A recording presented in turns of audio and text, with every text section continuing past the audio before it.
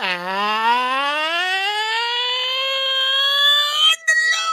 hello, everybody! Welcome to another episode of Straight Outta Gotham, episode 44. Let's start over. We'll take it 3 seconds. Yeah, that was...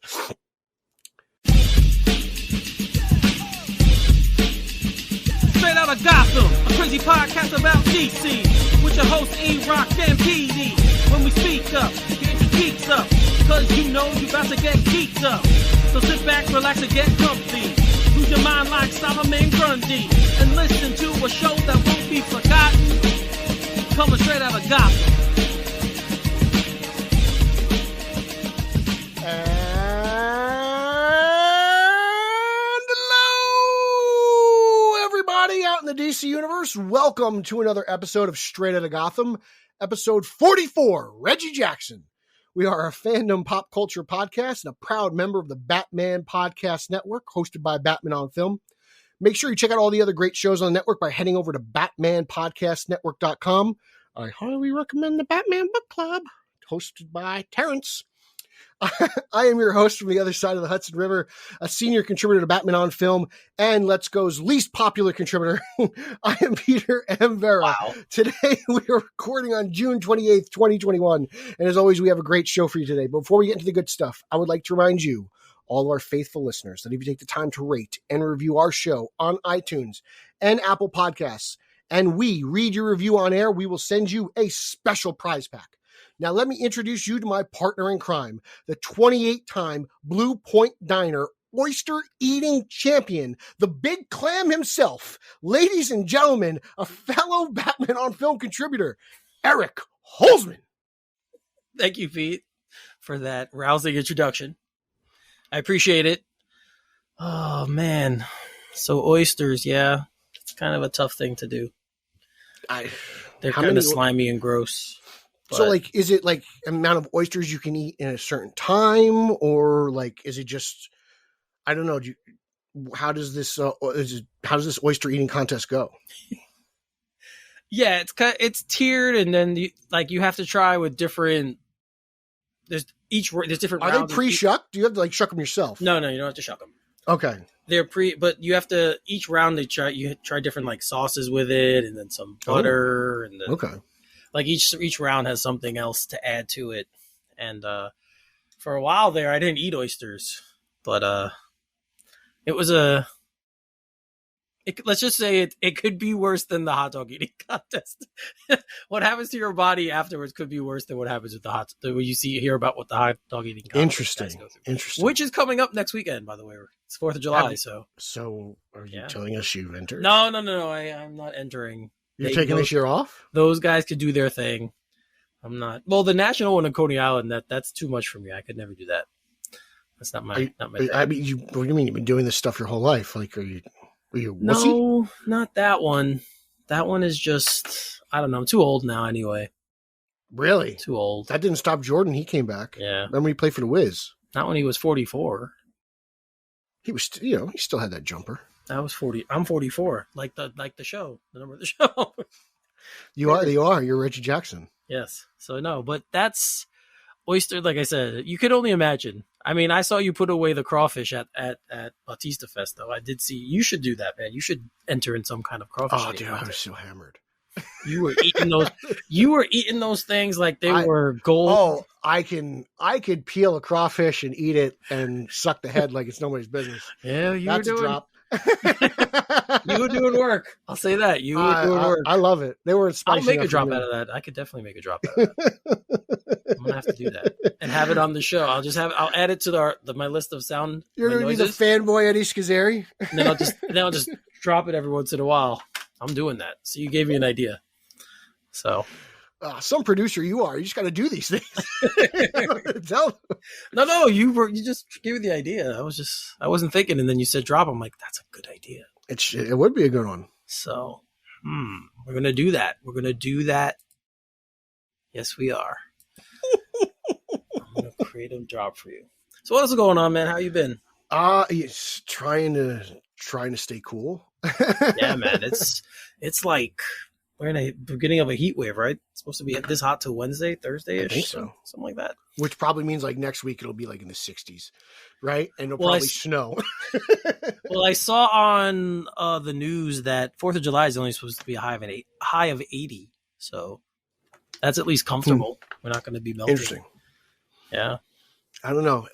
But I'm like, you ever see those videos of those guys who just build pools in random places with like sticks and plates? I feel like I want to do that.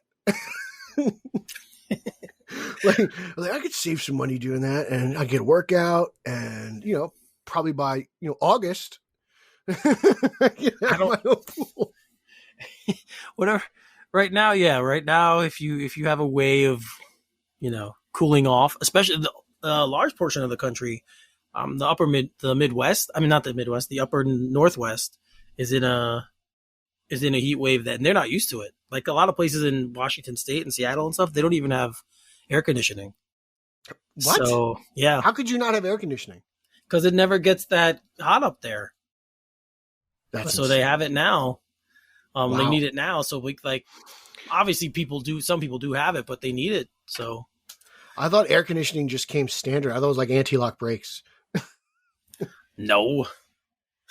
It does in like hotels and stuff, but not in just people's houses. And I mean, back in the day, like I remember my grandmother had window units, but like I thought now, new homes, new construction, I thought everyone had air conditioning. Yeah.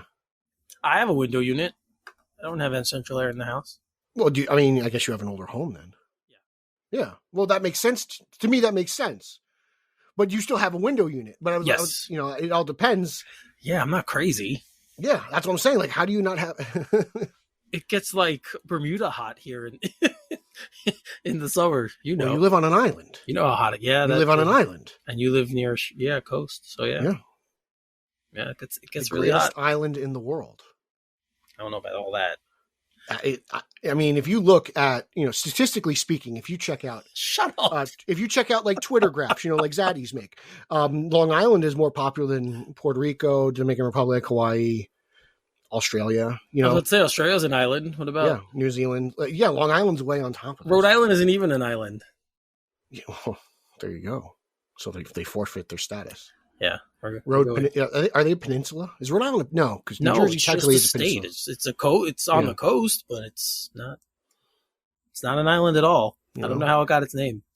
I don't know.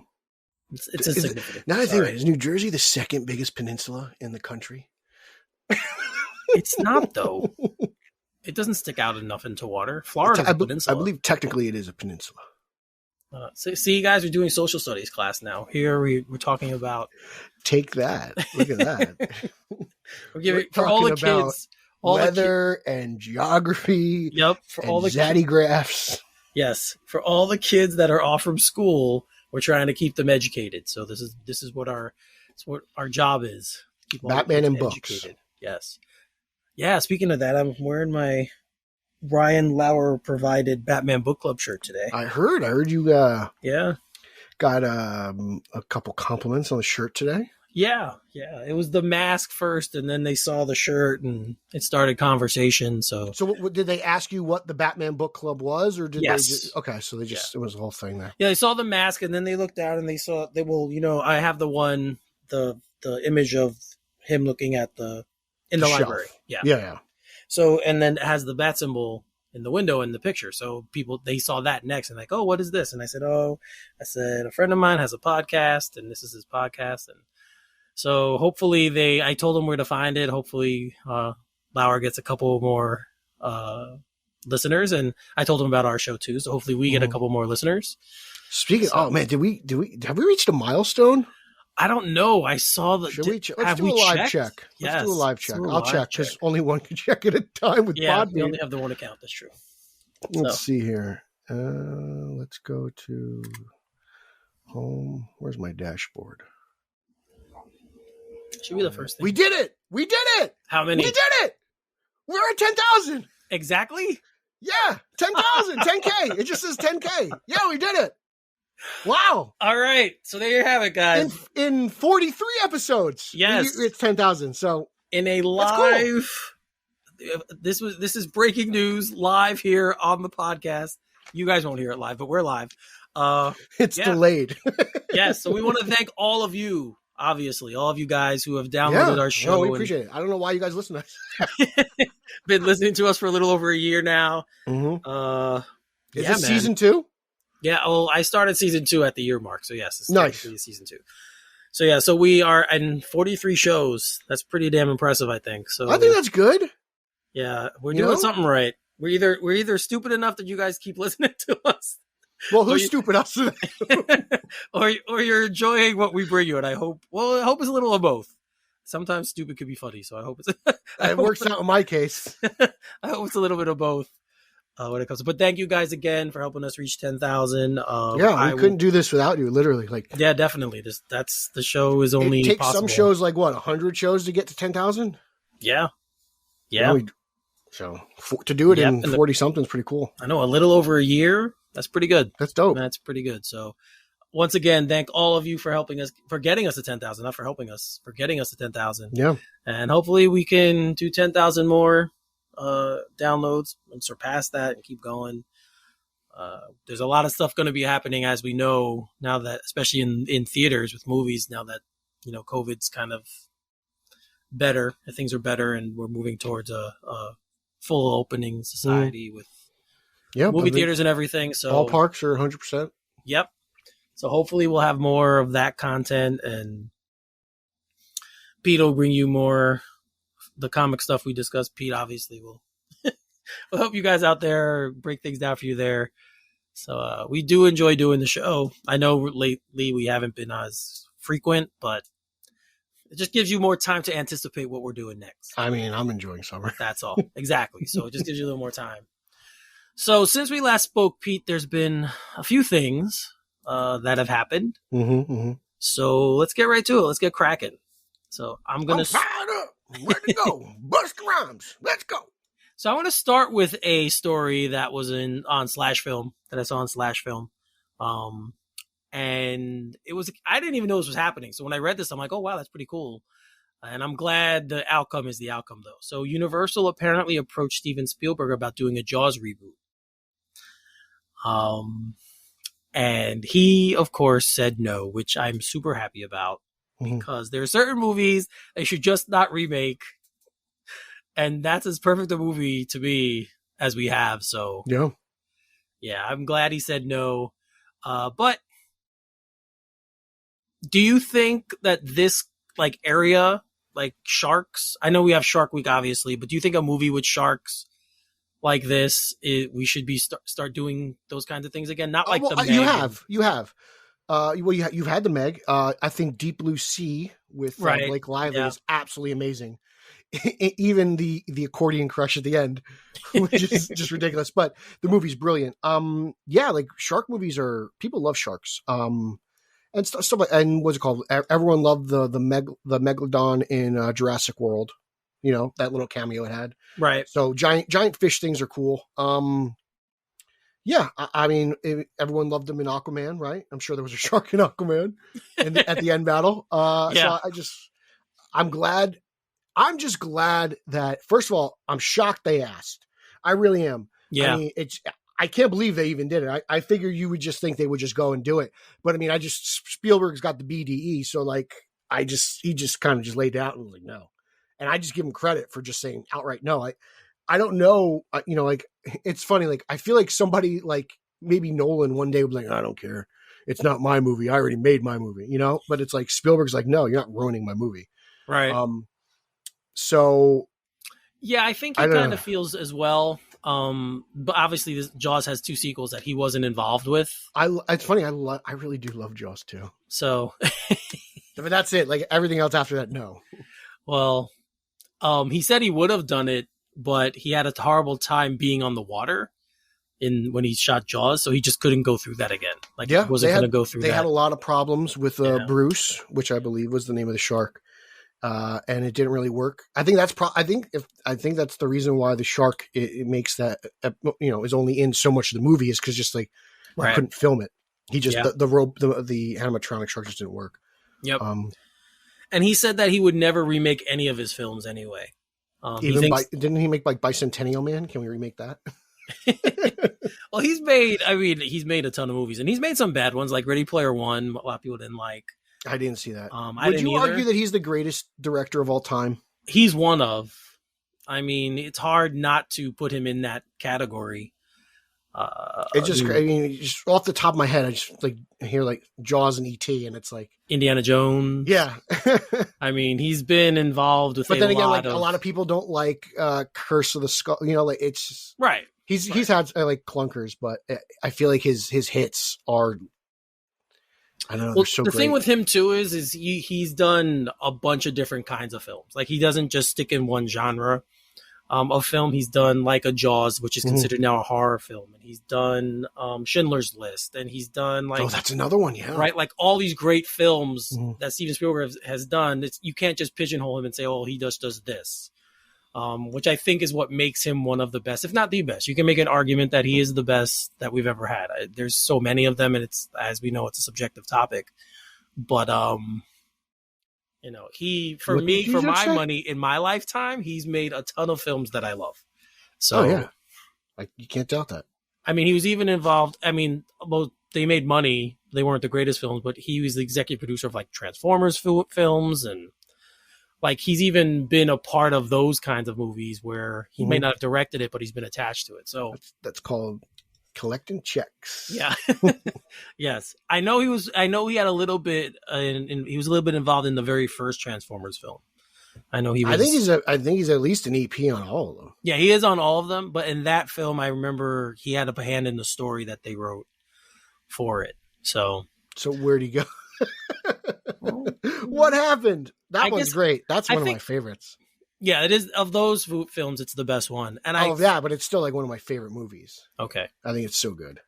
But he, you know, I think he's a director too. So like if Michael Bay's doing a film, it's kind of hard to have Steven Spielberg there as well because you're going to want to defer to him on things maybe. So maybe he just doesn't want to be around and stifle the creativity of the director. I mean, but at the same time, Bay's also an accomplished director in his own right, but you would think you'd be like, oh man, just to have Spielberg on set and talk, hey, like just pick your brain. Well, yeah, I mean, that would be cool. There's definitely parts of the first film where I can see someone else other than Michael Bay having an input there, but not in any of the scenes with Megan Fox. Well, some of the scenes of Megan Fox are 100% Michael Bay. Yes, they are. But yeah, I imagine that would have been a little difficult for him. So he probably just says, "Yeah, I'm here if you want to ask me questions, but you do your thing." And that's similar to what Nolan, I guess, did with Zack Snyder for Man of Steel. So yeah, he's a director's director. So I'm sure that was it. So we're not getting a Jaws reboot, thank God. Yes, sir. But I'd like to say, like you said, I know there have been some shark films, but I wonder if one we'd ever have where like the shark is the main character. Is the shark the main character in Jaws? I think so. You do? Because I think it's Brody. Well, I mean, obviously, it's easier for us to connect to a person, but the shark controls everything that they do. Yeah. Right? So, God, I mean, that movie's so good. I know, it really is. Pippin. It's one of those movies that if I'm flipping channels on TV and it's on, I will keep it on and watch. I will always watch Jaws. I love Jaws. And I own it, but I'll still, if it's on TV, I will watch it anyway. Yeah. I think it's funny you flip channels. You don't? No, I don't. I stream everything. I rarely catch a show the night it premieres. So I watch it on streaming. The only thing I actually watch on television are sporting events, Yankee games. That's Devils mostly games. what I watch too. Most of it, because even the Pacers, I stream the Pacers. I get the NBA app, so I stream them, and I've been doing that for years. Yes. So yeah, no, most of the stuff I watch is just sports, but there are a few shows that I like that I'll just catch, or if I'm going to sleep at night, I might just have the TV on in the background and flipping the channels. Okay. So, see, I'm still watching the Apple TV. I watch like my movies and stuff on there. You and my brother are like the only two people I know who still channel surf. He loves it. It's something I'm used to. That's why. Old man. Yeah. Old man, look at my life. All right. So speaking of sequels, we got a bunch of sequel news. We're going to start going through. Sorry, that was a reboot. But speaking of sequels, there's a bunch of things we're going to be going through. First, I want to start with Shazam: Fury of the Gods. So there was an interview with actor Jack Dylan Grazer, who plays Freddie Freeman, and they asked him about what we can expect, and he says, and I quote, "I'm in Atlanta right now filming Shazam 2, and it's going wonderfully. It's so fun. Zachary Levi's new costume is awesome. This one is funny, and we really got a lot of freedom in this one. We're able to get away with a lot. It's really fun. Great cast. Helen Mirren is in it. Rachel Ziegler from the new West Side Story. Lucy Liu. It's a great cast." So what did you think of that line about having a lot of freedom? Do you think that Sandberg's giving them more freedom to ad-lib? I think Sandberg has more freedom in general. Okay. So I think Sandberg is really, I think after because he's done a lot of horror. He's made them a lot of money. Lights Out, the Annabelle movie. Right. What else? He did another one I'm missing. And obviously Shazam. So I think Warner Brothers just trusts him. And I think he's earned that trust. And I think, he's probably lets Freddy be a little more Freddy, Right. Probably let Zach do a little more of what you don't like about Zachary Levi Shazam.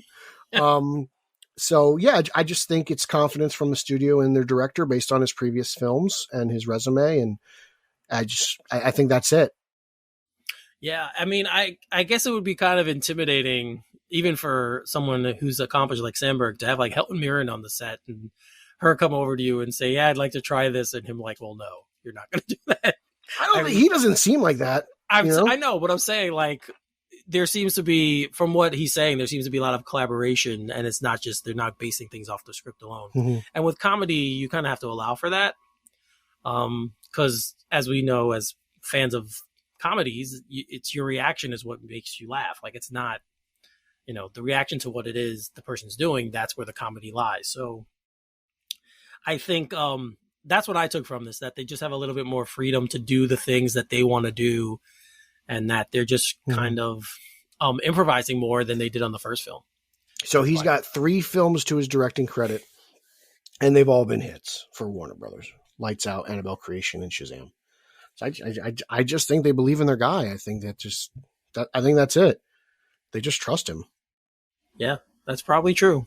I mean, I can honestly say there isn't a movie that man has directed that I don't like. And I think out of all of them, Lights Out is his best. It's my most favorite. I love Teresa Palmer in that movie. I love, it's a classic ghost story. It's a wonderful little horror film. So please check that out. I love it. There's also a very short film that he made originally. That is what springboarded all this. So that was really cool too. I like Sandberg. I love him on social media, and I just, let him do his thing. I'm all for it. Yeah, and apparently the scope of this one obviously is going to be much bigger than the first film, because there's just more characters involved. So it's going to be interesting to see. I like the first one. I think most of us do. Mm-hmm. So I'm really looking forward to this movie. So hopefully, I can't wait. Yeah. Hopefully. I didn't mind the suit in the first movie either. I know a lot of people claimed it too puffy and everything, but I kind of thought like it fit the tone of what they're going for with this new 52 Shazam type thing. I thought it was supposed to look like that. And at least in my mind, it made sense. Well, we'll be getting more of it. Thank God. So I'm pumped. Yeah. So DC, as we know, DC is doing well right now. And hey, we're one step closer to that Shazam Rock movie. I know. I can't wait for. Or Black Adam, I said Rock. Well, yeah. We know what you meant. Everyone knew what you meant. It's fine. But yeah, that's exciting. I'm pumped. I love the kids. I thought they were all great. I can't wait to see more of Darla. I can't wait to see Mary Marvel. I'm very curious to find out what the hell they call Freddy. I have a feeling they're not going to call them by their superhero names. I think they're just going to go by their names. I think that's how they're going to get around Mary Marvel and Captain Marvel Jr. I think she'll just be Mary and he'll just be Freddy. Okay. Right? Because they still haven't technically called her Wonder Woman yet, right? And she's been in how many movies? No, they haven't. That's true. I don't understand. Did they do it in the last one? I don't remember. No, did they even do it in Justice League? Diana. They'll call her Diana. It's just Diana, right? Yeah. So I don't know. But we'll see what happens. It's one of the films that I'm looking forward to. with all, like, I feel like the next 18 months or so are going to be a lot of fun for us. So we've got so many good movies coming. I know. It's going to be a lot of fun. So moving right along, we got the trailer. I think we talked about this last time a little bit. But we got the official trailer for the Suicide Squad. And there was an interview with James Gunn talking about, with IGN. He did an interview with IGN and talking about what's going on in the trailer, and they asked some certain questions about certain characters. Mm-hmm. So the big thing from the trailer that we saw was obviously the Bloodsport storyline. Mm-hmm. Now, it was a big deal about him being able to shoot Superman with a kryptonite bullet. It's actually in the comics, but they were hey, this is well, we all know who you guys are. So it was a big deal about that. But I mean, that part of it was really, it didn't bother me because I had known about it, so it wasn't a big deal. But there was a question. It's funny to me that the group that claims comic book accuracy and the most comic book accurate portrayal of this and that, and then when the director does something that's literally comic book accurate, it's oh well, no, who is it? It's like, I know, guys. Yeah, but Gunn kind of cleared things up a little bit. About where this movie fits in the larger universe of the DCEU. Mm-hmm. So I quote, he said, Bloodsport is in prison for putting Superman into the ICU with a kryptonite bullet. Yes, the Suicide Squad is part of the DCEU, but I don't know which Superman it was because I don't cast the next Superman. So it could be Henry Cavill, it could be somebody else. It's whoever people decide on other than me. So he kind of hinted at who it could be and maybe possibly.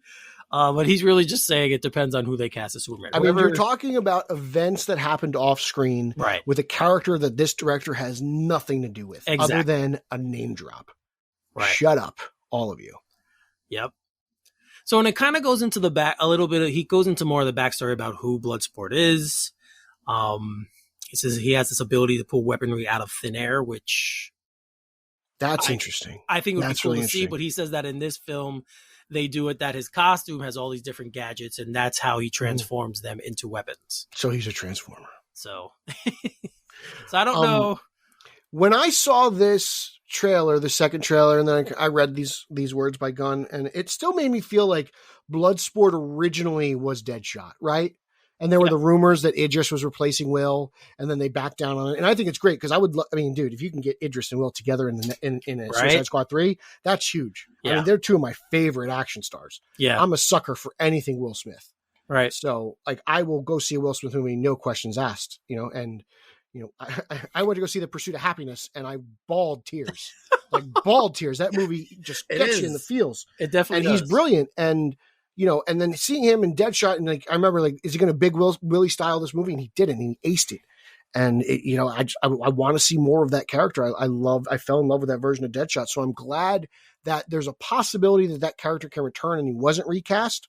And I'm happy that Idris is in this movie as an entirely new character, right? Because who knows what happens going forward. But it just seemed very similar. But as long as the film's good. But that's what Waller does. Waller's going to use the things you love the most against you to do what she wants you to do. That's Waller 101. So while it's kind of like a similar gimmick to Deadshot, I mean, that's who Waller is. So she's doing what she does to anyone. Yes. I bet you she could do the same thing to Batman with Alfred. I don't know, Yes, and as long as it's Viola Davis, I don't care. She is just incredible at everything she's in. So, she's amazing. I love the fact that she was in the first one and that she came back to do the second one, and it's just awesome. I forget where I read this, but I remember reading back in the day that Oprah was in the conversation for. Seriously? For Waller. I didn't know that. I was like, Oprah. It's like, Oprah's old. I was like, I guess. I mean, I think Viola. Viola is perfect, but I thought that was fun. I was like, Oprah. I can't see Oprah being mean though. Oprah, I don't think I've ever seen Oprah actually act, so I don't know if she can. Never seen The Color Purple, or I don't think I've ever seen a movie with Oprah. For me, Oprah's always been like a talk show host. Or Selma. You didn't see Selma? No, I don't. It doesn't even ring a bell.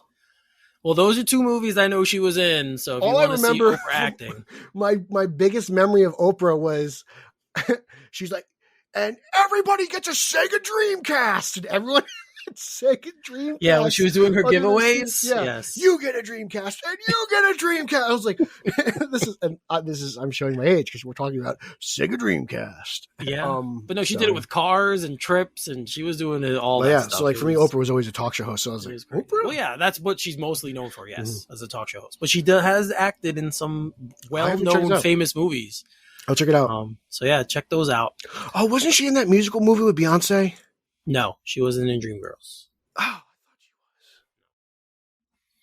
was not in Dreamgirls. So, speaking of Dreamgirls, he continues in the article. Really? Dreamgirls? He brings up, well, Harley Quinn is a dream girl for some, right? So he continues to talk about Harley Quinn, her new costume, and he said that it's inspired by the 2011 Arkham City game. That's the costume that Harley's going to be in for this film. He also goes a little bit further and talks about the relationship between him and Rick Flag, because as we know in the first one, she kind of tolerated him. Wanted to kill him a few times. So so it kind of goes a little bit deeper into that and how their relationship is now and how it's something important that's in the movie that we're going to want to pay attention to. Obviously, he doesn't go too in depth, but that's one of the things that he also spoke about in this. He talks about Starro, having Starro and being one of the main antagonists for the movie. Which is so cool to me. I know. He says that he's always loved him and he just had to get him in the movie. So do you count like the Hulk as a kaiju? Like, would you count Hulk versus Abomination as like a kaiju fight?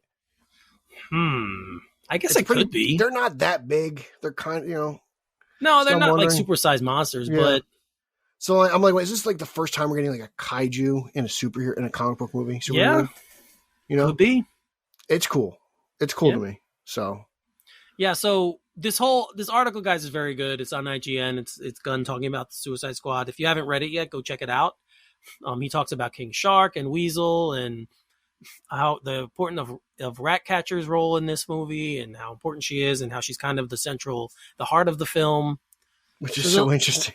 Yeah, there's a lot of stuff in here to digest, and he really kind of gave really good answers. I don't want to go through the whole thing, but again, check the article out on IGN. There's a bunch of information there. It's a very good article, especially if you're looking forward to this film like I am. So check that one out. Switching houses, we're going to go over to Marvel now, another sequel.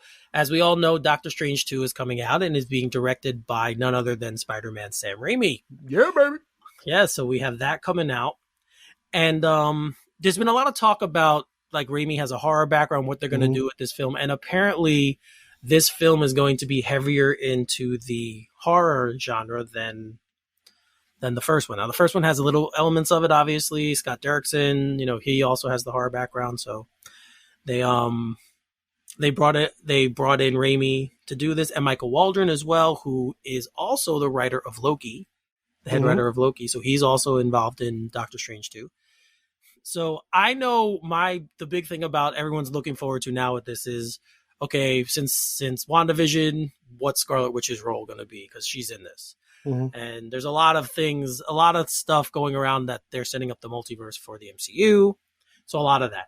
But the fact that they bring this up specifically for horror. Doesn't every MCU movie just set up everything for the MCU? It's like every movie for the MCU is set up. Well, no, this is like the going forward part, I think. Like, I think this is going to set up their This is a transitional film? Yeah, I think so. So, obviously Spider-Man as well. The one coming out in December. I always forget the name. It's something home. Coming Home. No Way Home. Far From Home, No Way Home. No, Far From Home was the last one. Yeah. So, obviously that's coming out in December. That's also going to set up the multiverse, as we know from everything that's been teased about that film and who's in it, who's going to be in it. We know that. But I thought it was interesting that they definitely focused on the horror part of this. Because Doctor Strange, the first one is more mystical, and I never thought of it as much horror, even though they kind of said it included it. To me, it wasn't scary. It didn't have any scary elements, but this says to be going a little bit further that way. It's funny because I believe the director of the original movie, that was his intent, and that's kind of what got him relieved of his duties. Yeah. I think there's a video of like, I think his name's Scott. Is it? I can't remember. If it's Derrickson. Yeah, Scott It's Derrickson. I think of the picture. Derrickson says like, oh yeah, we're going to try to like, he was like, we're going to make it scary, make it rated R. And then Feige's like, no, we're not going to do that. So I think that's online. Yeah, I'm excited. I'm looking forward to this because of Sam Raimi. I didn't really enjoy the first Doctor Strange. The coat thing took me out of it. I thought it was too much of an Aladdin aspect for me. And I don't read Doctor Strange, so I really don't know if that's how it is in the book. Like when Doctor Strange appears in my comics, it's usually like a quick panel in a Spider-Man book or a Fantastic Four thing. Right. So I don't really read too much Doctor Strange. If I read magical comic books, it's usually like Zatanna or Justice League Dark. So yeah, so I'm curious to see what Raimi does with it, and then obviously like you said, there's No Way Home, and there's the Spider-Man, and then there's Raimi, and then there's all the Toby talk. So I don't know if he's in either movie. I don't know if he's in both. I am fingers crossed, and I can't wait to just dive in and sip my peach tea while I eat my popcorn and watch these movies. Yeah, man. So we have the Spider-Man's coming out in December. The new Spider-Man film, and then this is coming out March 25th of next year. So it's very close in relation to, the time that both movies are going to be coming out. So it's very Flash and Aquaman of them. Yeah.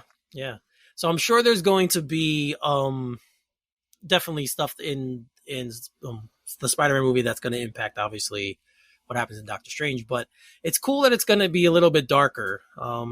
If this is what happens, I can't talk today. There's some dark elements in like Spider-Man 2, like when Doc Ock wakes up, that's a total horror scene. And that's not like a scary movie. So like he can inject elements of that. And then like we mentioned Sandberg earlier, he injected a lot of elements of horror in Shazam. Yes, and Shazam's not a dark movie at all, but there's some heavy stuff in there. So you can do it and find that perfect balance. Yeah, I mean, there's definitely elements of horror in Shazam. Like, there's some scenes that are downright scary. The boardroom scene. Yeah, the boardroom scene is very scary. Whoa! Because it's like, wow, there's no other scene in the movie that's like this. And it's not like out of it doesn't totally fit. It makes sense, but it's just like, it's unlike anything else in the film.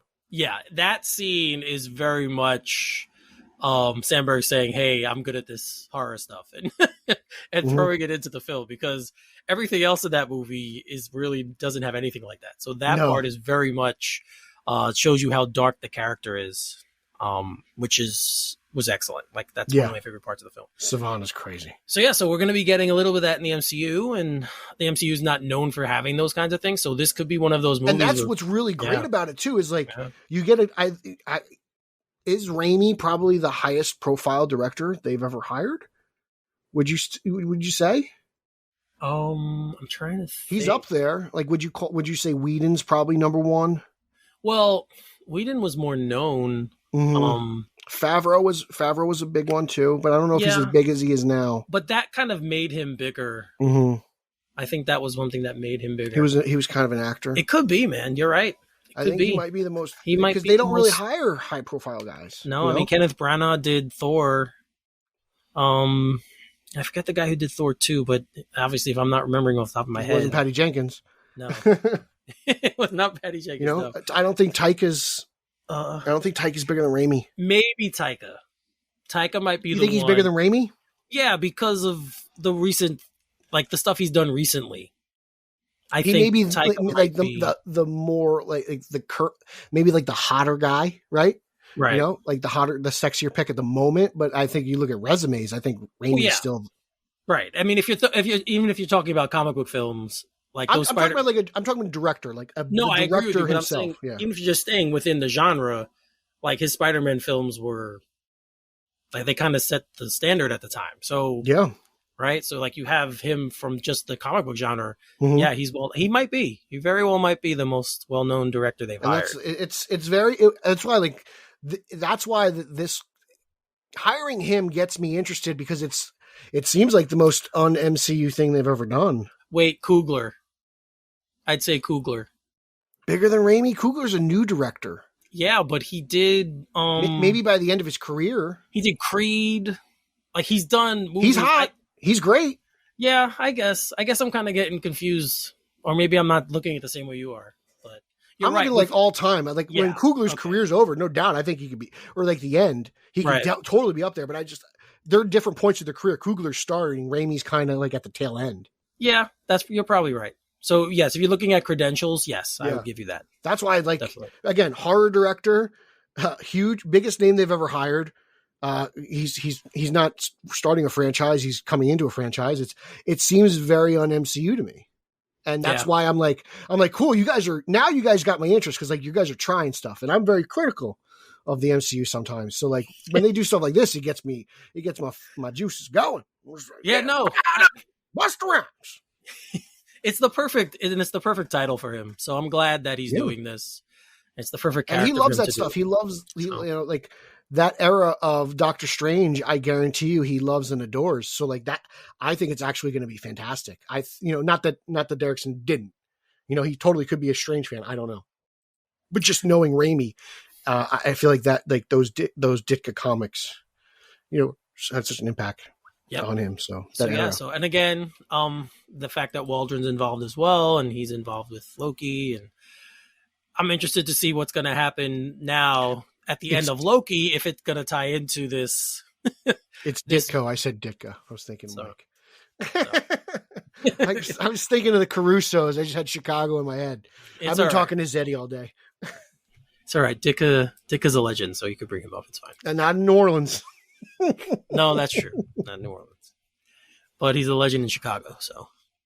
And he's a legend, period. Like he's one of the guys who transcended the NFL for a while. Great stash. So, yeah. All right, so keeping up with sequels, this is actually a 7th installment in a franchise, and I'm talking about the next Transformers movie, Transformers Rise of the Beasts. This is from an article that our friend Ricky Church wrote for The Flickering Myth, so shout out to Ricky. Who's been on our show. We love you, Rick. Yes, we love you, man. Not you, Ricky Joe. So it's this is going to pull from the 1990s Transformers TV series Beast Wars, which is set 100 years after the original Transformers cartoon series. So the Generation 1 series that was popular when I was a little boy, this is supposed to take place 100 years after that. Now, I had kind of transitioned out of a little bit of Transformers by the time Beast Wars came around. So Eric was playing football. So it's not Big as old much jock. in my in my memory about. I do remember it. Apparently this film is going to take place in 1994, so again we're having a 1994 nostalgia flick, so hopefully have a good soundtrack, right? We hopefully have a little bit more of those references. And the film will see Autobot leader Optimus Prime as a central hero alongside Bumblebee. I'm also wondering now if the Bumblebee film is going to tie into this at all. I don't know, but it is in the same universe, so we'll see. And yeah, what happens is in their disguise, the Transformers take on an animal form, right? So that's what this is going to be centered on and where we're going to be going with this film. Again, I love Transformers, so of course I'll go see it. But again, this is not something that is totally in my wheelhouse. Dude, Beast Wars growing up for me was the shiznit. Okay, I love that thing. Optimus Primal was amazing. Rhinox, Rat Trap, Cheetor, Megatron as a dino. Like, it was amazing. It was absolutely amazing. Scorponok.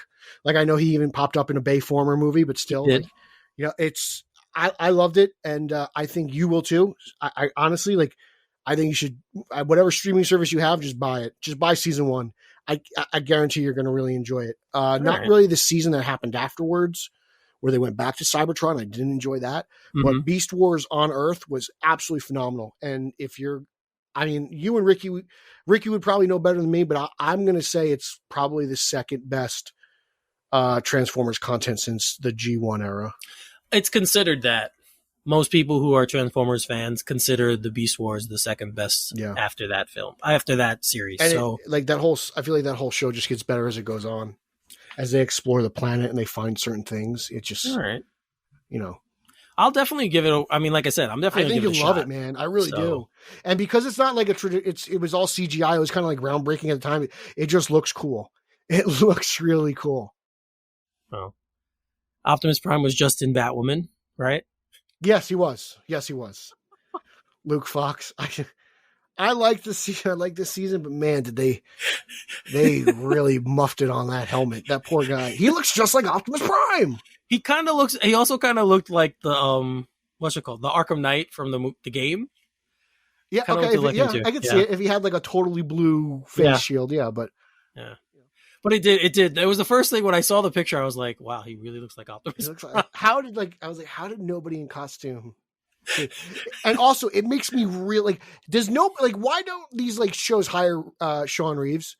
Like, Sean Reeves is like the most masterful sculptor I've ever seen in my life, and his Twitter and Instagram feeds are beautiful. And Reeves Effects, follow Reeves Effects on social media. He's too expensive for them. Good. That means he's making money. Good. Somebody's making cash out here. But yeah, I said the same thing when Gotham aired that final episode. Like, what? How do you guys not consult Mr. Reeves? And he just did the bat suit on that Batman fan film that we talked about. Yes, he did, and that was brilliant. So Rise of the Sun, something of the sun, something like that. Dead Rise. It was like Dead Rise. I'm sorry, I forget. It was something with the sun, but it was good. I liked it. Yeah, it was. It was actually very well done. So yeah, but. Back to Transformers, obviously we're going to have human characters. They always have human characters in this. And I always now wonder, I wish they would do from the original show, but they never will now. So I'm just way past that point. But they say you're going to see villains you've never seen before, elements they've never done. So... Well, I mean, if they're doing Predacons, then they're right. We have not, outside of Scorponok, we have not seen any of them. Yup. They are doing Predacons, so. Oh man, yeah. And Terracons. Really, I think you'll love it. Check it out. I can't see you not enjoying the show. Oh, I'm sure I'll definitely give it a shot. I started watching Transformers Prime a couple of years ago. That was on Netflix, and I even liked that. And that was just one season, but I even liked that show. So I'll give it a whirl and see what it's like. If it's important for me to see the film to have some background knowledge, then yes, I will definitely. I think you're gonna watch it and it's gonna be like your BTAS. You're just gonna fall in love with it, or maybe it'll be like your Batman Beyond. All right. Yeah, maybe. Yeah, but maybe. I think you're really gonna enjoy it. All right. Well, that's good, and I'm glad. Hearing more people say that this is good and probably will be good, and people I trust. I always like hearing that. So yeah. But when did we have a release date on this? I don't see a release. I thought it was just announced, so I don't know if we do have a release date. No, it is June 24th of next year. Oh wow, that's fast. So, thanks to Ricky again. I just read the article. June 24th of next year. So we are a little less than a year away from Transformers Beast, Rise of the Beasts. I was about to just call it Beast Wars, but it should be. I'm kind of disappointed it's not in prehistoric times, because I feel like that would eliminate the human element. Well, they tried Age of Extinction. That was not a good movie. So I don't remember I still haven't seen Last Night. Don't even bother. I have to. It's the only one I haven't seen. No, you just said you didn't see Age of Extinction, the one with the Dinobots. Did you see that one? No, I've seen Age of Extinction. Okay. I didn't. It was. I still have. Last Night's the only one I haven't seen. Okay. And well, let me tell you this: Stanley Tucci's in it, and he's not playing the character he played the time before. I remember hearing that. I was like, and I love Bumblebee. I thought Bumblebee was brilliant. Bumblebee was excellent. Yeah, Bumblebee was absolutely amazing. So yeah, Last Night's the only one I haven't seen, and I don't hate Rise of the Fallen. I know a lot of people. Dark Moon is my second favorite of the. Yeah, most people say that. The first three I'm okay with. Nimoy for the most part, I'm okay with the first three for the most part. Yeah. There's some issues I have with it, but overall, I think they're enjoyable. And we all know what they are. Yeah, but after that, I kind of lose it. I watch them because the Transformers. I'll go watch it, but I'm not. I don't. The Bayformers don't. I know the transformations are funky and everything, but that first movie is really special to me. That first live action Transformers movie. Well, it's very important to me. It was to me too, because I never thought we'd get one, and I remember I saw it. I saw that with my buddy Ryan, my buddy Dan, I think my buddy Tom, Connor, and my brother, and we just had a blast with it. Yeah, I was as a lifelong Transformers fan, I was very excited to see that, and the fact that it was pretty good I was even more excited for. But so we're getting another one, and again, this, like I said, I was a little past my time, but there are people out there who it's right in their wheelhouse, like you. So, dude, Max Fleischer's Superman was way past my time. I went back and I loved it. There you go. So Same thing for Ruby Spears. It's still good. It all as long as it has heart when it's created, it'll always be good. That's true. In my opinion. So we have more sequel news, but this one is a little bit different. So everyone out there, well, not everyone, but a lot of people out there love the show Smallville. Pete, I know you're not a huge fan of the show. No, I'm like, but it was a big fan. I was a big fan at one time. And they're doing Tom Welling, who played Superman, and Michael Rosenbaum, who played Lex Luthor, are apparently working on an animated series to bring those characters back to life. So now, was your issue with the show, Pete, what was your big issue with it? What didn't you like? I was a different type of fan back then. You know, I was kind of more of a strictly Batman only guy when Smallville was out. I was pretty young when it came out because it was on WB, I think. It was. Yeah. I honestly just didn't really care that much about the show. Because like that kind of era of Superman, and I've gone back and I've tried to watch it again, like where everything stems from Smallville isn't really my wheelhouse. Like, you know, like it's to me, it's not really realistic where everyone's from Smallville and then everyone's in Metropolis, right? Because in my head, Smallville's in Kansas, right? Metropolis is somewhere in Delaware.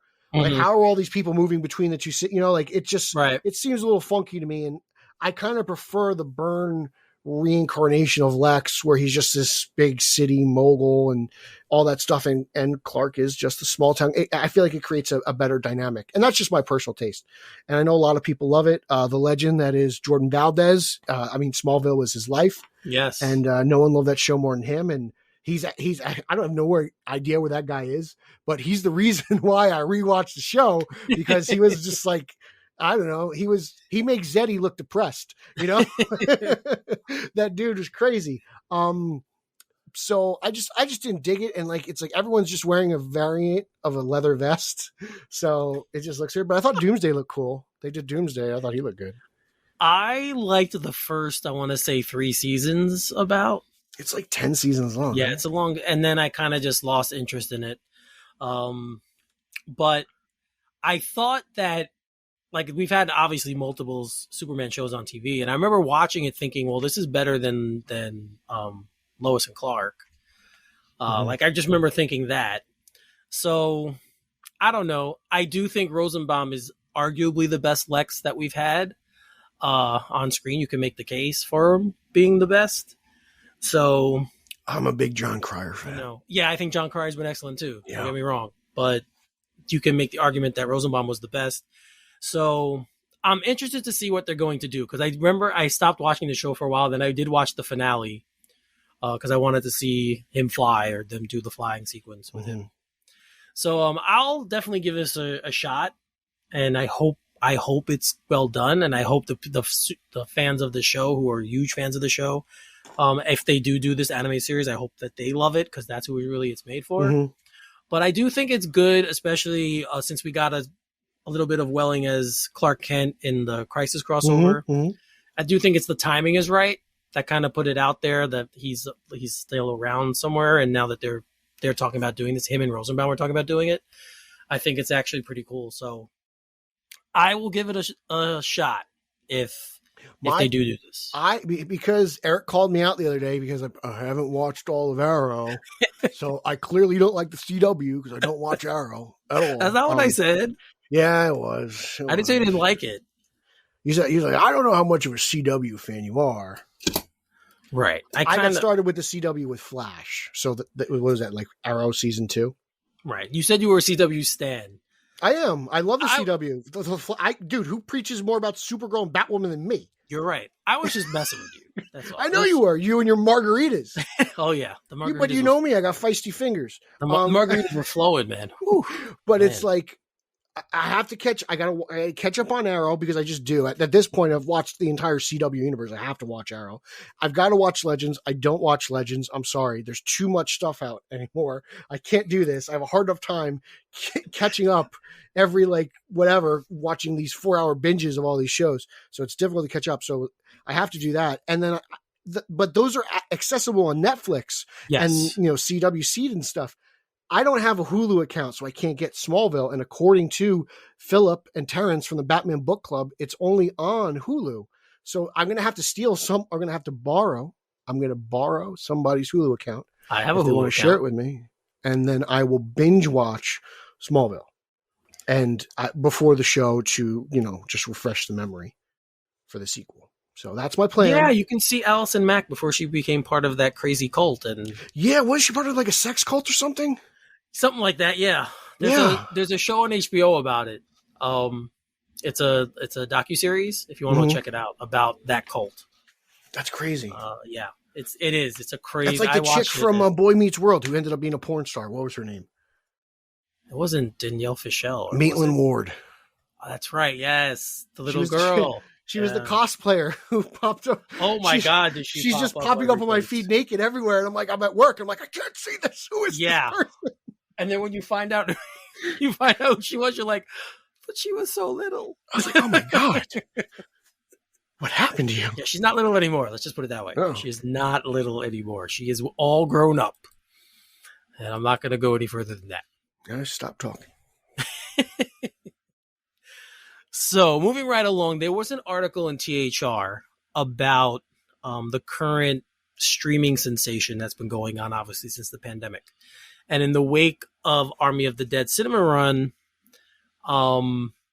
apparently there's a push to have more streaming titles headed to theaters as well as being streamed on their service.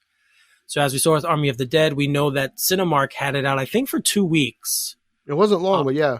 Yeah, I think they had it out for 2 weeks before it was on Netflix. And other people got to see it. I know the Carusos, you mentioned them before, and Zeddy. I know they got to see it because they have Cinemark in the Chicago area. I don't have it here, so I couldn't see it. Cinemark isn't in New York. We're Regal Lowe's. Yep, Regal Lowe's, right. So we couldn't see it, but apparently this is something that's going on, and it's going to happen with more of these streaming movies that have come out in either on Paramount Plus or Netflix or, obviously we saw what Warner Brothers did with HBO Max this year, doing everything at the same time. So apparently there's a big push for this. I remember when we talked about this, when we first started hearing about this, I wasn't a huge fan of it because I was afraid people weren't going to go back to the movies. I never believed that was going to happen. But I will say, as I've been going to the movies, they've been more and more full when I've been going to the movies, because obviously people, I think, just want to get out of their house and start doing stuff again.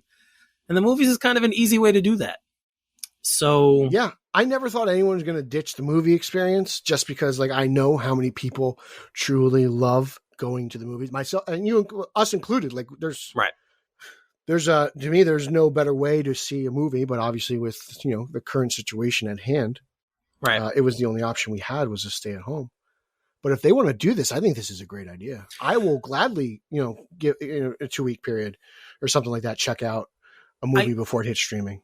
Yeah, and I think it's smart to do it just with certain theater chains, because then you can start, if it's good, you can start a lot of discussion about it, and everyone knows it's going to hit social media, and then you can kind of get a buzz around the film.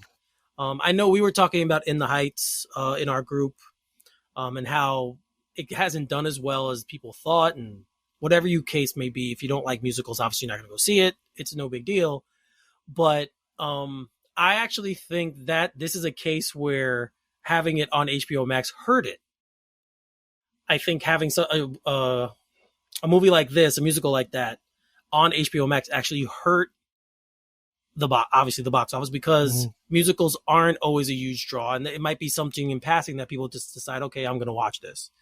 I think you hit the nail on the head there. Right. So I think that's, that actually hurt this specific In the Heights. So there is a case for it not being good as well.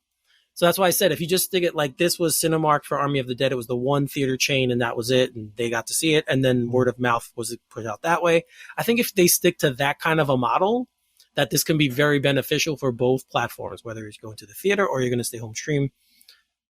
I think that would be good. But this is very interesting. It's an interesting topic. I just don't really know how to judge things yet. Right. Like I feel like you got to judge these things almost a year from now. Right. to see how, if it's truly, because in certain areas, certain places have been completely open, like Texas and Florida have been completely open for months. Yes. Whereas our states, New York and New Jersey, have been literally open for like what, a month? They've been somewhat open since for about a year now. End of August last year is when we started with, well, at least for us, for me, we were allowed to back to the movies. But it was like 25% capacity and didn't have as many people. Yeah, I'm talking about being like 100% open. Yeah. That's only been a little bit over a month now. Yeah, like certain states have been 100% open for, like, I feel like 3 months. So like, I don't know how to like judge money, and I'm not going to pretend I know box office results like some people on Twitter. I'm just a fan. I'm not an analyst by any means. So I don't know how to judge it either. So, but no, I can read. I'm just happy to have movies in the theater again. Right. Like I can read a box office report and say, okay, but I don't know that it relative to what it would have been if we didn't have a pandemic. Like I don't have that knowledge. Because I think still people are scared and out there. Scott does that. That's what Scott can do. I think people are still scared, and these variants people are kind of afraid of, and rightfully so. I'm not judging anyone. Like, who wants to get sick? But I don't know how you can really gauge stuff this year. Right. I think you got to wait until next year, and then even after that, like, that's when you start. Like 2022 is when you start, and then we won't really know until 2023. So. That's true. So guys, check out the article on THR. It goes into a little bit more than what I just touched on. It's an article by Etan Vlessing. So it's on THR, and the title is More Streaming Titles Headed to Theaters After Army of the Dead Cinema Run. So check that out on THR.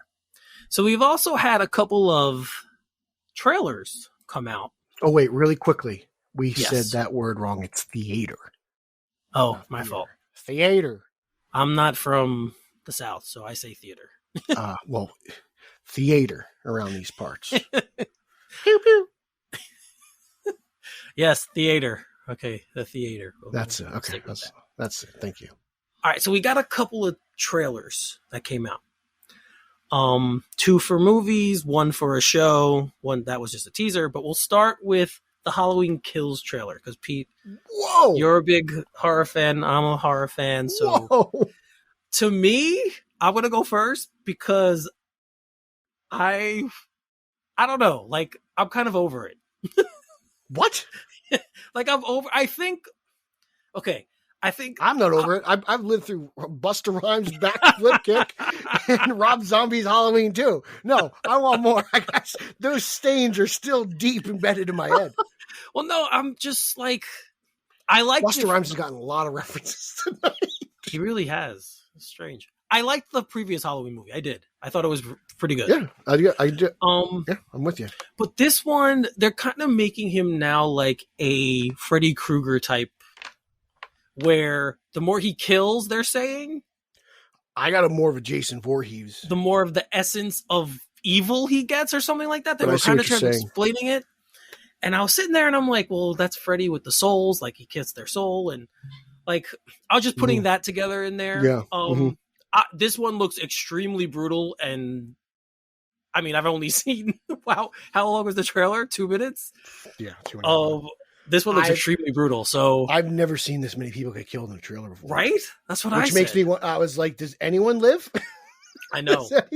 Jamie might be dead in this one. We might lose Jamie. That's why she signed on for Resurrection.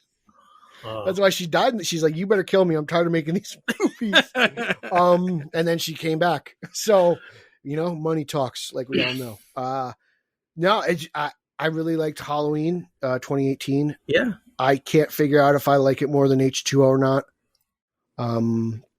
But H2O is pretty high up there for me. Halloween 1, Halloween 2, the original. I like Rob Zombies.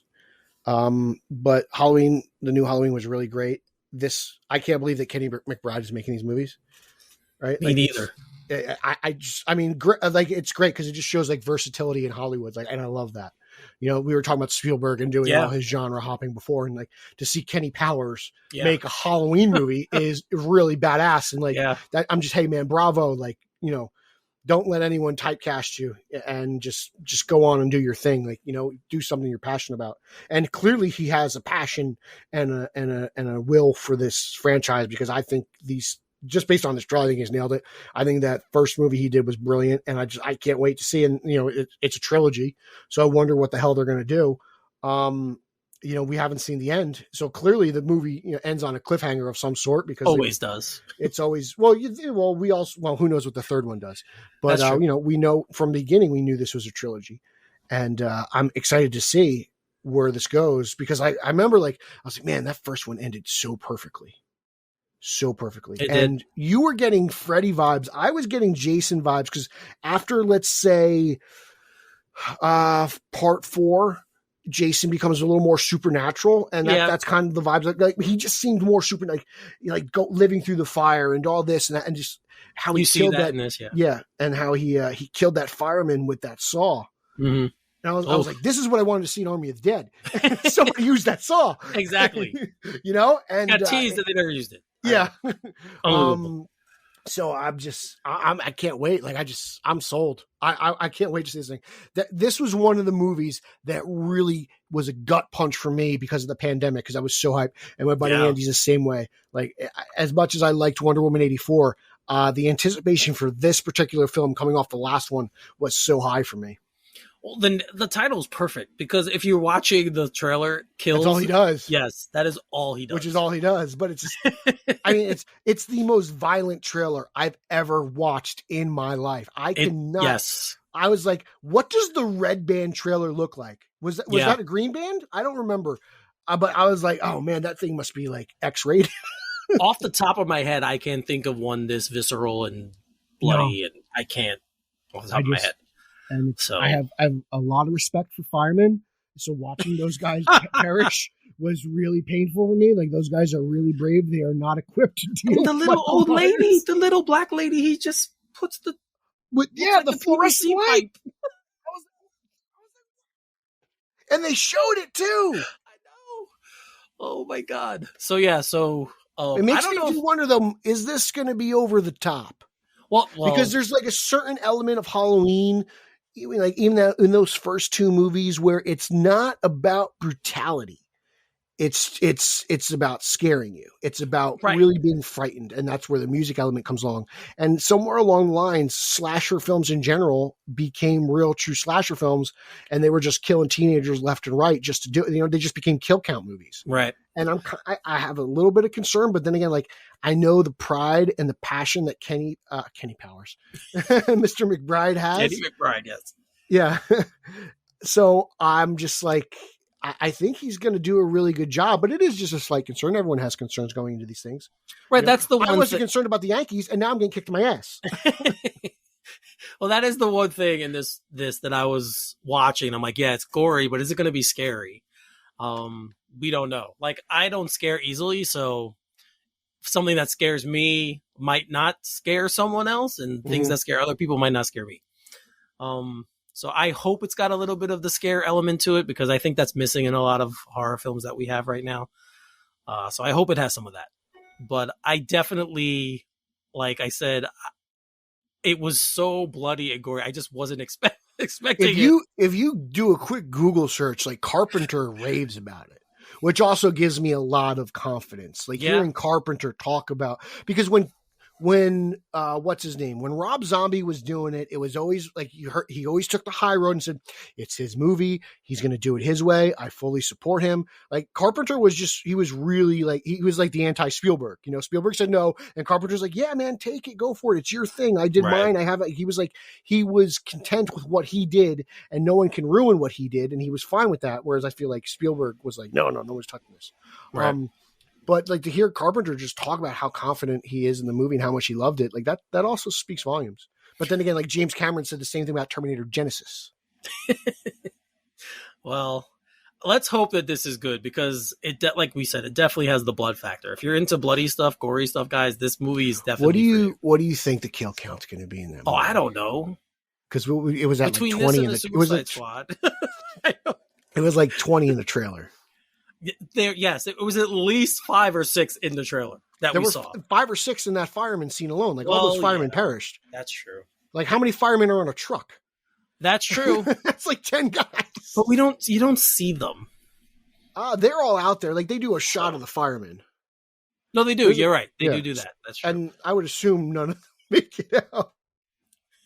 I don't know, but it's going to be high. Let's just put it that way. Yeah. It's going to be high. I'm going to say this is going to have like I'm going to go really, really high. I'm going to say there's like 40 people killed in this movie. Wow. Is one of them Jamie? I don't know. I hope maybe, not, but we'll see. Maybe, because I mean, I could see them kind of doing like the daughter-granddaughter revenge arc in the third film. That's true. I could see that. I mean, is that too predictable for them? I don't know. Do they have a better story? 100%. Yeah. Well, it is coming out October 15th, just in time for Halloween. Yeah. So I am definitely looking forward to this now. I wasn't sure how I felt about it, but talking about it with you now, I think I'm a little bit more amped. So let's see what happens with Halloween Kills. I will take my marketing check. Halloween Kills, guys, again, comes out October 15th. The trailer's all over the place. If you haven't seen it yet, go check it out. The next trailer I want to talk about is the Shang-Chi trailer. As someone who doesn't know a lot about the character, this trailer helped out a little bit. You get a little bit of the insight of his history, his background, his relationship with his father. That's obviously going to be the overarching part of the story. And you see the 10 rings in action, which is pretty cool. There's obviously kung fu elements. That's what this is about. So again, every time I remember the teaser we got. Now this one, to me, this is just building up my anticipation. I like kung fu movies to begin with, so the fact that it has that element in it, I'm really looking forward to it. So, what about you? I like you. I know nothing about Shang-Chi, so that's what's really cool about it is seeing a character I kind of know nothing about. And then there's the character at the end of the trailer, which everyone's like, what? You know? So that was pretty cool seeing him pop up again. Well, both of them actually, because there's two cool characters in that scene, and they're fighting each other. But it's cool. You know, I felt like a lot of good vibes about this trailer, this movie. You know, I feel like I'm going to like this story. I feel like I'm going to like watching this kid, watching his origin tale and learning the stuff about his past and growing up and how he tried to become his own man and how you can't escape your own destiny. You know, even no matter how hard you try, you are destined to do what you are destined to do. And it's greater than you. And I thought that was really cool. And I'm excited to see what this is about. I know nothing about this character. I didn't even know this character existed, to be brutally honest with you.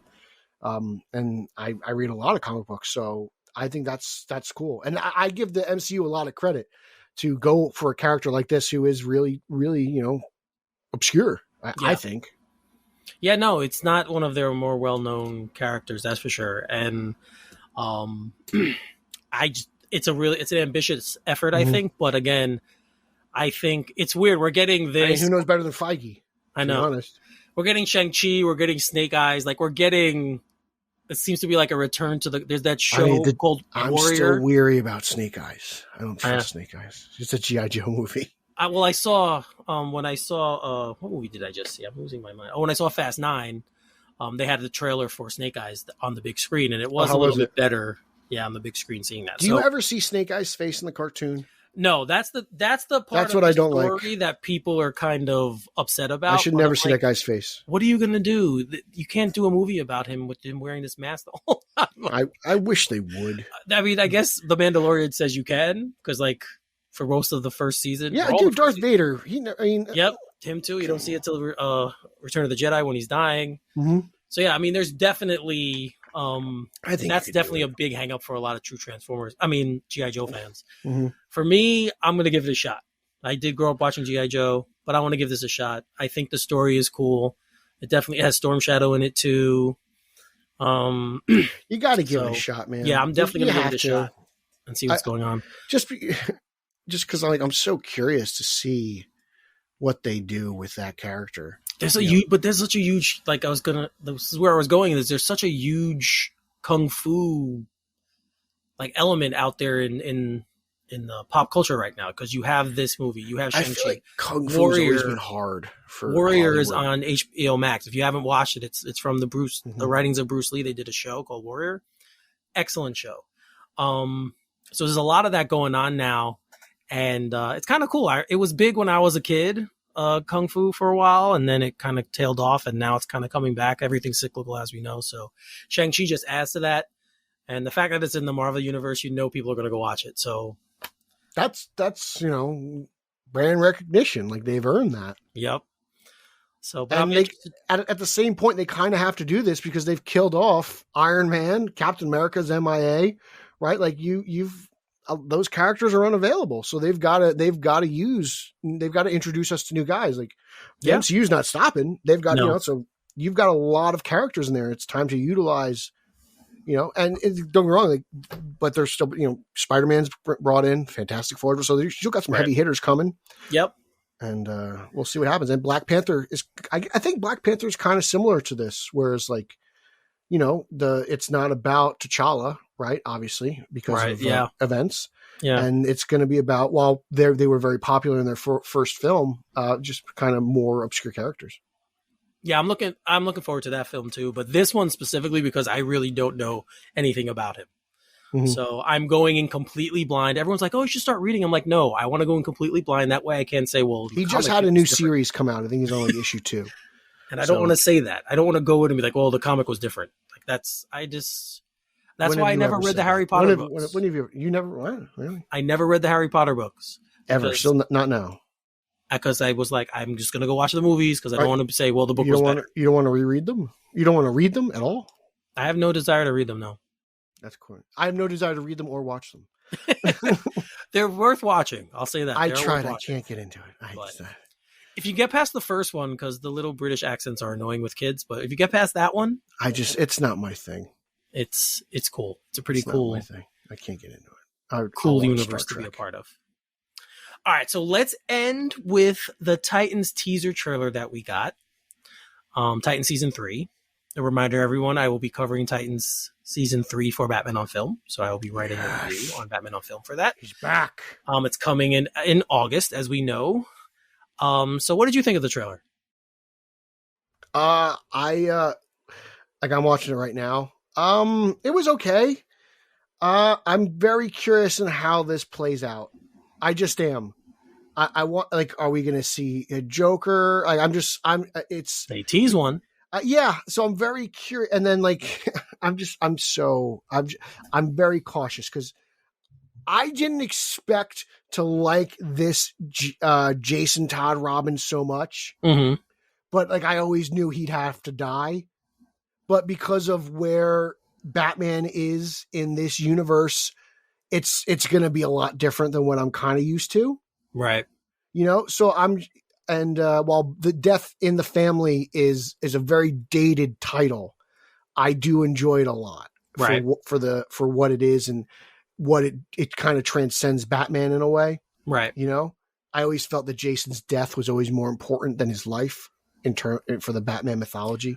I agree. So I'm kind of treading on water, and Titans is, sometimes it can get a little messy, I feel like. So I'm curious, I don't want them to botch this. I don't want this moment to be ruined. Like, I kind of don't want, like, that BVS reveal where it's just a suit and I never see it happen. Like, I kind of, like, I want to see that moment and I want it to be done really well. And this is kind of like the second attempt at this in my lifetime, which is, I was like, oh, I can't believe we even had, like, that first little Easter egg. So I'm very curious to see how this goes about, but, like, I do enjoy Titans, but I'm just wondering how this all plays out. Yeah, I think they gave enough to pique your interest, but they didn't give anything away. Like, you don't see any what's it called, Tim Drake. We know he's going to be in this season, but you don't see any reference to Tim Drake. You do see the Red Hood. You see him standing there. You do see someone getting hit with a crowbar. I'm assuming that's him. Yeah, I mean, it looks like he's in the amusement park. Right. So, like, they're teasing enough to pique your interest, and that's what a teaser's supposed to do. I'm sure we'll get a full trailer sometime in July. A minute. I know, it's not even a minute. So I'm sure, again, we'll get a full one in July, and they'll tell us more. We know what happened at the end of season 2. Donna Troy's dead. We know Rachel went off to look for her. Or to do whatever with her to try and bring her back. I don't know. But they left a lot of interesting tidbits at the end of last season. And now that with this teaser, they're giving us teaser of obviously the whole Jason Red Hood storyline. So I thought the costumes look cool. Starfire it looks like she's actually in a costume this time. So I thought that was cool. But yeah, it definitely hit a couple notes. It ends with Nightwing using the sticks. So it was a very, very cool teaser trailer for a show that I particularly like very much. It's like I said earlier, it's strange for me because I've actually just fallen in love with Kieran Walters. He's excellent. Jason Todd. And to the point where, like, I remember I always wanted him to die, but now I don't want him to die, really. I kind of want like, I don't know, like another season with, like, I feel like he's going to die in the first episode. I don't know what the name of the episodes are. I think the episodes kind of give you an idea. You know what? I hope they do that because they have a tendency to drag things out on that show. That's the one thing, my one big complaint about the show. So I hope if they're going to do this, do it fast. Get it done. Yeah. You know? So I'm very cautious because I want it to be done right. And it's just, I always kind of envisioned it being done in a Batman movie. Right. And it's a little different being. Well, you see him too. Setting. Yeah. So Batman. Yeah. Well, we see Bruce Wayne. Yeah. You know, and, I'm still kind of not over that like leaked photo of Batman and the two Robins from the original ending of season 1. So it's like, I don't know. Is it the Brian Hill cut of Titans? I don't know. Shout out to Brian who's been on the show. Yes, sir. Love your stuff. But I'm going to watch it. I mean, I watch the CW, so I'm going to watch Titans, obviously. So I'm excited, and let's see what happens. Let's see what happens. August 12th is the premiere of Titan season 3 exclusively on HBO Max this year. So obviously DC Universe is no longer DC Universe. It's no longer existing. It's now DC Universe Infinite. Right. Infinite. That's the I word. So definitely, guys, look forward to that and to the eventual. I'm sure we'll get a full trailer soon, sometime this month. Oh, sorry, in July. It's a few days. To be honest, like we're already in. Like, no, just let's go. I mean, I agree with you. Fandom's October, right? Yeah. Okay, so just go. Let's just do it. Let's just go. I agree with you, but they might do something at the Comic-Con. They got to do something for all the norms. So the GA, the infamous GA. So, but this is a show I do particularly like a lot. So I'm really looking forward to it. And again, August 12th, we will be going on that journey again with those characters. Superboy we see again, so he'll have a larger role. I enjoyed that Superboy stuff last season. Yeah, so I think it's gonna be a lot of fun. Dark. The show is dark to begin with, so it's gonna be gonna be dark. Yeah. Yep. When the show starts like that, it's gonna be different from the beginning. Everyone made fun of them for that, but now looking back, I'm like, that was the perfect thing to say because it completely set the tone for the show. I just got everybody talking. Yep. That's I feel like that's more or less what it was about. All right, Pete. This was fun. Yeah, this is our longest show ever. Close. It's close. But we had a lot to discuss. We hadn't been on in a couple of weeks, so... I don't think it's been that long. I thought it was like maybe... about 10 days. Has it been 10 days? I think so. I thought we did a show last week. I don't know. I thought it was 10 days. I thought the last one we did was the 18th. Really? I don't know. Okay, I was off. Whatever. But, go ahead, Pete. Tell everyone where they can find you. You, the faithful listeners of our 10,000 downloaded podcast. Thank you. You can find me on social media. That's Twitter, Instagram, and Zack Snyder's favorite Vero at Pete Illustrated. Check me out on BatmanOnFilm.com. I have reviews of Detective Comics. I have reviews of action figures. I got some Batman NECA stuff I'm going to do. Don't forget to check out our social handles, straight_O_G on both Twitter and Instagram. Don't forget to check out at Team Yellow Oval as we are still basking in the champagne glory of Michael Keaton returning in Andy Muschietti's The Flash movie, and that means the return of the iconic Yellow Oval. So please come on over and enjoy all the Oval content over there. Also, check out Italians for Spidey, the Italian Spider-Man podcast coalition, which I am a part of with my two wonderful compadres, Sausage and Meatball, the 2/3 of the Vigilante 1939 podcast, Nico, the young whippersnapper, and Papa Webbs, aka Daddy Bats. That's fun. We've got 2 episodes down. I think we have 1 episode to do next month, so we'll get started on that. Check out all my video interviews and toy stuff over at Batman on Film YouTube. And I feel like I'm missing something. I can't remember. I was watching the Dodgers. Some giant just hit a home run. And I think that covers it. Eric, my oyster eating champion, take it away. All right, guys. As always, you can find me on Twitter at Finally33, spell Finale33, also on Instagram. Remember, don't forget to check out our page, Straight Outta Gotham on Twitter at straight__G. Check out the Straight Outta Gotham Facebook group and the Straight Outta Gotham Facebook page. The page is for information on the show. The group is where you can interact with us and a bunch of the other Straight Outta Gotham fans. Want to thank you all again for getting us to 10,000 downloads. It's a very, very big watermark for us. Yeah, that's huge. I'm shocked. This show was literally first talked about when we were walking on, I think, 7th Avenue in Manhattan. Pete and I first started discussing doing a show, and to know that it's come this far now and that we have over 10,000 downloads and it might have been the last time we walked on 7th Avenue. Yeah, man, it's been a real fun ride. And again, guys, if you ever have anything you want us to try and tackle or want us to try and do on the show, let us know. We're open to ideas. We definitely want to bring more Iceberg Lounge coming to you guys. If anyone wants to challenge Eric to a hot dog eating contest, we will find a mutual place to meet. I will bring my camera. We will set it up. It'll be great. Also, don't forget about our TeePublic store. Yes. We've got various t-shirts, SOG logo, 2 different kinds, Iceberg Lounge, SOG tonight. We've got some cool stuff there. Please check it out. You can get t-shirts, mugs, face masks, which are still important, laptop cases, hoodies, tank tops, anything you want. TeePublic does a great job. You can even get stickers. Yeah, phone cases. Some of the logo might not fit your phone case, so make sure you take a look at that. Some of our logos are not fixed with. But yeah, so please, if you like the show and you want to just continue to support, as Justin Kowalski says, it's free to listen, but it's not free to host. So we could use a couple dollars, and that stuff goes to the show. It goes to the gifts that we send you. I just mailed out my gift to Doug. He won our Straight OG contest giveaway recently. Don't forget, and that goes to the money also goes to the monthly contest as well. So we're going to have that. That's coming up. I should check that.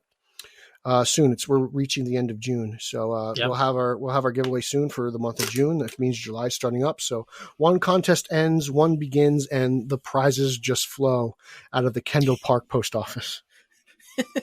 Yes, and if anyone is listening, they would like to sponsor our show, you can email us at straightogpodcast@gmail.com. We would love that. It'd be awesome if we had a sponsor. Yeah, it'd be great. So we have anyone. As you Hormel can see, chili was we were in talks for a while. That's true. So if you got anyone out there, obviously likes the show and wants to help us out by sponsorship, that'd be great as well. Because as you can see, people do like us. We are actually, people enjoy listening to us. So, but I want to ask you a question. Yes. Who are you rooting for in the final? I'm not watching. I can't. Really? I can't watch. Nope. Wow. I don't even want to talk about Game 7. We're talking about the Islanders. I'm guys. sorry. Well, sorry, Carlos, but I'm rooting for Tampa. I want the Canadians to win, but I'm not going to watch. I don't want the Canadians to win. So I kind of like the fact that Canada hasn't won a cup since '93. Jesus, that's just evil. There's Hey, no reason to look, don't blame me. Blame Bettman. There's teams in Vegas and Carolina and Florida, for crying out loud. Okay. He moved your sport all over the United States. It's expansion. It's good for the game. I guess. Sure. I mean, but then again, the Thrashers went from Atlanta to Winnipeg, so there you go. You took one back. You lost the Flames. Not the Flames. Who was it? Yeah, we lost the Flames. They lost the Nordiques. The Nordiques. Yeah. The Flames went to Calgary. Atlanta's not a hockey town. I think we've learned that. They've tried twice. They have. It's cool, though. Carlos loves the Flames. So that's what we're talking about. The Flames, for their alternates, they use the old Atlanta A, I believe, on the sweaters. Yeah. So I think that's cool. It's a nice touch. So, Yeah, man. So, yeah, I'm not watching. No, Yeah, I'm rooting sorry. for Tampa. I didn't root for Tampa last year. I rooted for Dallas. Yep. Go And Habs. Dallas Go is Habs, go. That's as what long I'm as it's saying not right the now. Leafs, man. So, yeah, I couldn't root for Toronto. I can't. I mean, dude, after what Ty Domi did, I would never. I mean, I'd have a hard the time. Devils with and it. the Leafs had some really great runs. Like, I hated Even- Matt Sundin. They were great. Him, Cujo. They were They great. were man. competitive teams. They were great to play against. But man, those series were tough. Those Maple Leaf series were tough for the Devils. But the Devils won, which is great. Yep. Sorry for the after show tangent this time, guys, but I'm just trying to get to the hour 30 mark. We've got like 40 seconds left. yes. I did the same thing at the Snyder show. I was like, we got like 20 minutes, guys. Let's just bullshit. No, that was like I was gonna end it 2 hours before. You're like, we have to do 4 hours, Eric. Yeah. The movie's 4 hours. We have to do 4 hours. So I was like, all right. You know, in order to honor Snyder, we have to do the 4-hour show. So we did. We did do a 4-hour show. That was one of the fun moments. Hey, we are Zaddies. Yeah. No, we are not Zaddies. You're a Zaddy. I'm not a Zaddy. Resident BOF Zaddy, baby. You have Zaddy elements. We'll just put it that way. I won't call you a full Zaddy, but you have elements. You know, I like Cherry Jolly Ranchers. What are you going to do? Okay, and on that note, for Peter Vera, I'm Eric Holzman. You are listening to Straight Outta Gotham, and we'll see you next time. Booyah!